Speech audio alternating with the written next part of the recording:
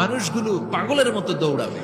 কেউ থাকবে টয়লেটে, কেউ হসপিটালে, কেউ মাজারে, কেউ বাজারে, যে যেখানে থাক শুরু হয়ে যাবে কিয়ামতের এই ভয়াবহ দৃশ্য। দুধের বাচ্চাকে রেখে দিয়ে মা দৌড়ে পালাবে। দুধের বাচ্চা রেখে মা কোথাও যায়? কলিজার টুকরা এটা, দুধের বাচ্চা, এটারে ফেলে মা কোথাও যায় না। কিন্তু কিয়ামতের এই ঝাঁকুনির দৃশ্য দেখে আল কারিয়া মাল ওমা আদরাকা মাল, এই দৃশ্য দেখে দুধের বাচ্চারে রেখে মা দিবে দৌড়। অনেক গর্ভবতী মহিলা থাকবে এই কিয়ামতের সময়ে,